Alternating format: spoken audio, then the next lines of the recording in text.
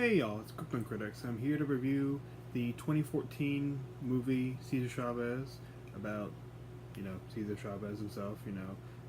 The legend, uh, you know, social, activist, civil rights movement head for, you know, uh, Latino, Hispanic, Mexican Americans, and especially for just the manual working class.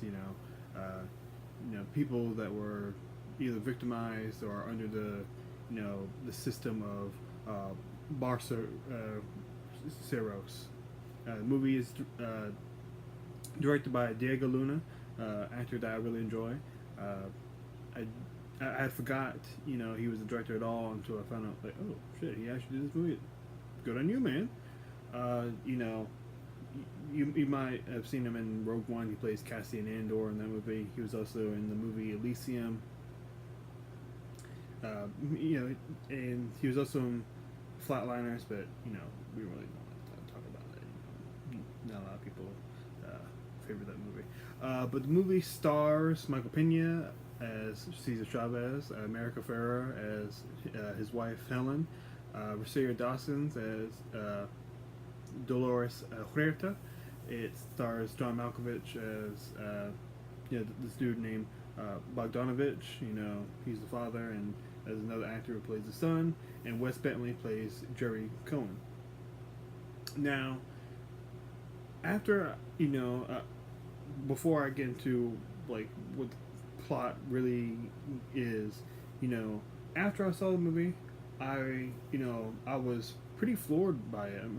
I was so impressed by how much affected me emotionally. Like there were two parts, which I will get to, that nearly got me to cry. Uh, especially with seeing similarities of things that happened in very recent times. And like you know shit things that have happened, like this year or last year, and it's scary. Um, but I went online and I found out that there's a lot of people that were not really big on this movie. Like I think on IMDb it's somewhere around like 5 out of 10, and like on Rotten Tomatoes, like the score is like a 38. I'm like, what the hell? I'm like, this movie is amazing. Even Roger Ebert only gave it 1.5 out of 4. I'm like, why? Um, Now, right at the back, I like cinematography. It's handheld. It has very much of dramatic, retelling of like actual history and all that. Some of the shots remind me a bit of how they would do shots in Straight Outta Compton. Obviously separate from like all the, like, you know, very different from like Dre's chase scene, or where there was like conflict and fighting. Then they would rev it up a little more, and uh, but there's a lot of great lines and dialogue that's shared between, because that is the bulk of all the conflict and all the worry for the character. So Cesar Chavez was a real man who was influential very much in the 60s and 70s, because he started the United Farm Workers group, which was part like a credit union for the lower class Mexican Americans in Southern California, but it was also like just a labor union that would strike until they got what they deserved. They deserved uh, real wages. They deserved sanitation. Like, and not to be harassed. For decades like they had been before. You know, Early on in the movie, we have the frame story of seeing uh, Chavez, slightly older, in Britain, and having an interview. We see him later doing that.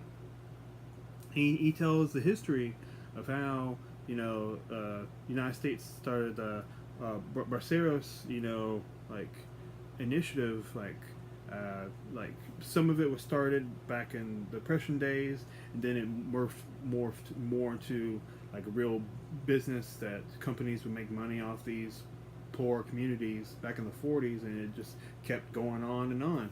And it was only a matter of time before they said, we're not gonna, like, we'll work, but we're not gonna work in these conditions. It's fucking bullshit.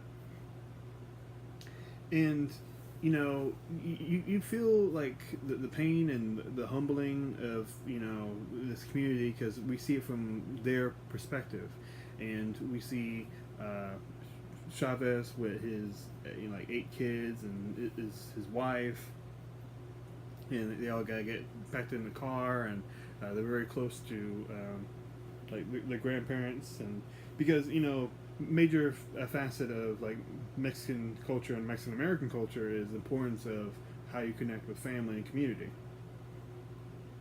and you feel that in this movie. Now, when he starts, like right before he starts making the strikes, and he's just trying to make a group together, he teams up with Dolores Huerta, who's also major fixture in civil rights movement. She's still with us. She was feminist, and she stood up for immigrants' rights and all kinds of things, and worked alongside with Chavez. Now, there's one part in the movie where, like, police like start thinking that he's trying to start like a labor union, and they when they hear labor union, they equate that to communism.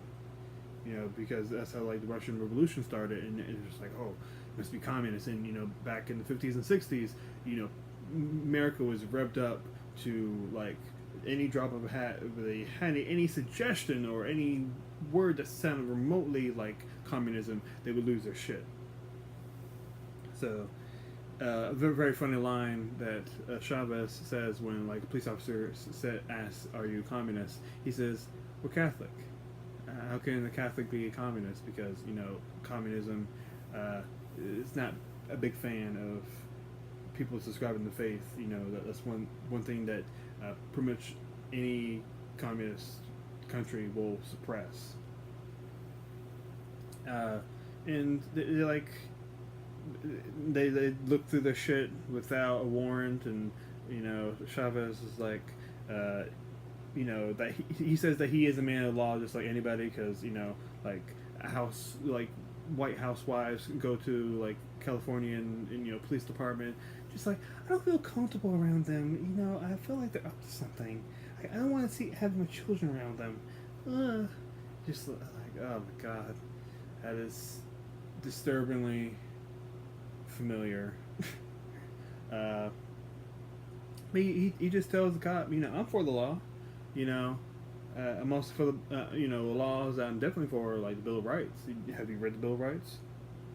And just like, ooh, that was a nice thing. Even when I was watching, like, ooh.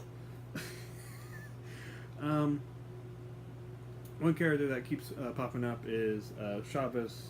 I'm assuming that's his oldest son, Fernando, who gets in fights at school because kids keep calling him Beaner and all that. His old man puts like, he cuts apple in half and like puts on his bruises to help it, which I have never heard of that. If I see someone bruised, maybe I'll suggest that. It's kind of funny that like one thing that's like known for being bruised would help you with bruises. And later in the movie, he gets an interest in golf, and he doesn't want to hang out with his dad anymore because he doesn't feel like he's really cared about, because like, yes, he shows concern about him getting in a fight, and he gives him like old father pep talk, saying, I've been called worse, I've been called spick, wetbag, any word derogatory towards Mexican people, I've been called that.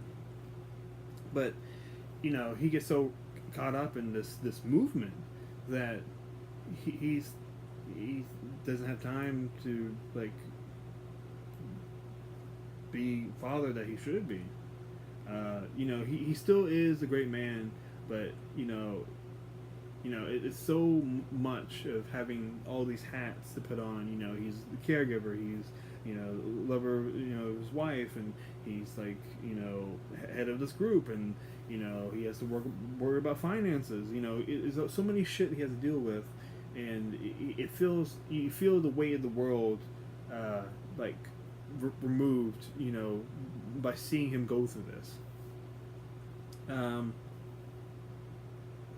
Now, Bogdanovich was a real man. He was the head of this, winery company, and a lot of these Mexican Americans that are, labor workers are picking grapes for this dude, and he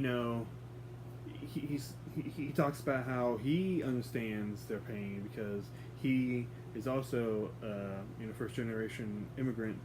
He's from Croatia, as he mentions, but at the same time, he is not treated nowhere near as bad as some of these, Mexican Americans are because he's white. And he will frequently use that defense that I'm an immigrant too, so I understand their pain as,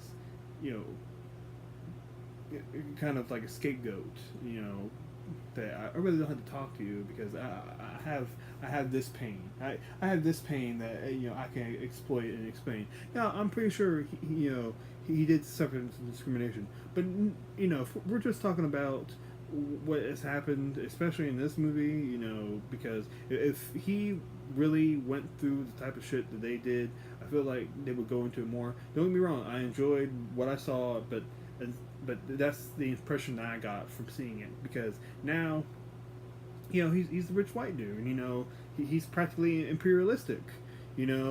Once like word comes out that people are complaining about, labor unions start popping up, and it starts getting media attention because they're doing all these giant walks, and they go through like many cities, and they count traction, and they get big hearings.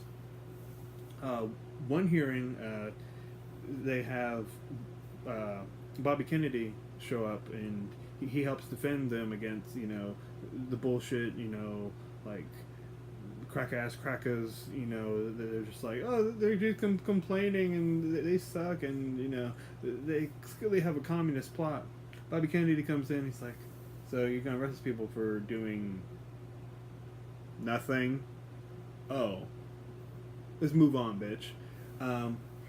He doesn't say it like that, but the guy that got to play Bobby Kennedy,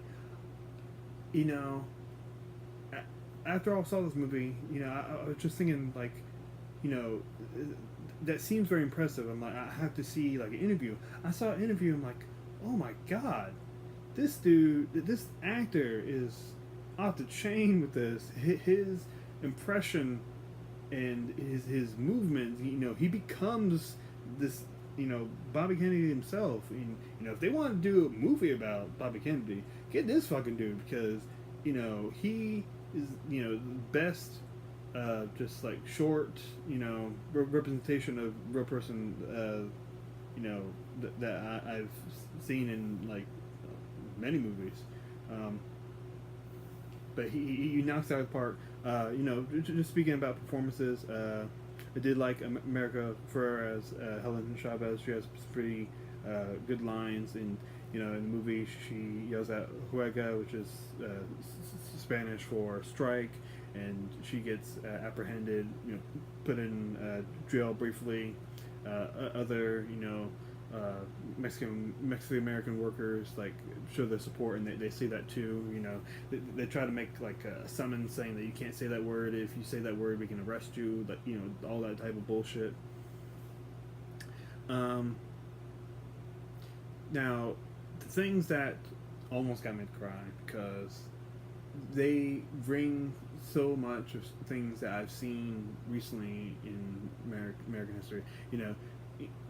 This movie has, not only does it have like significance to understand, American past history. But you can see a lot of parallels, like a shit ton of parallels, especially to the Mexican American community, of like how even our fucking president will antagonize these people. Antagonize Mexicans because they're different, or just say they're rapists. You know, and the way he's affected, American minds, and how so many don't feel afraid to openly hate people that don't look like them. And they do this in this movie because there's been so much division, and whether it's made by money, or they see you different as color. It's just division all the way, and the only way to like bind a nation is to like learn when to like something to care about, and what is important for everybody, and cut out the bullshit. But the two moments that almost got me to cry were there was a car ramming in the strikers, part of the labor union, and they get rammed into, and Michael Pena is Cesar Chavez, who does a very good job. He doesn't quite look like Cesar Chavez, but they did get a good wig for his hair, but his voice is very good. It is different from actual Michael Pena's voice. And I was listening to interviews with Cesar Chavez from the '70s, and like, that's really good. But yeah, he a fight starts breaking out. When the dude gets out of the car, they like pull him out because he killed somebody, and Michael Pena, Cesar Chavez like separates them. He says, you can't do that. If you hit him one more time, I'm going to kick you out because we're a non-violent group. Once we use violence, it can go downhill from here. But that car ramming, reminded me so much of the car ramming in that we saw last year with the Nazis, and Ku Klux Klan, in alt-right the supporters, attacking anti-fascists. It just reminded me so much of that, and that almost broke me. Another moment that almost broke me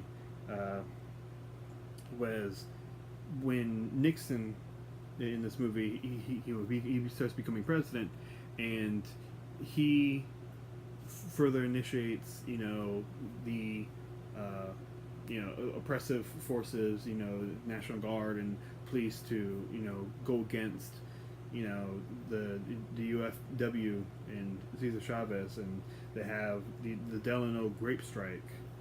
And just seeing like all those people just like helicopters and guns and getting the ass whooped and like getting arrested was it reminded me so much of the Standing Rock Sioux that were abused by because of the initiative of our new president. So it was another thing that almost got me. Another great line in this movie, after Chavez goes to England, he because the Victor Wine Company, even though they lost a lot of money in the United States, they go to Europe and they keep making it, and he's like, I'm gonna cut that bullshit out, and he does, and he goes back home, and he reunites all the people.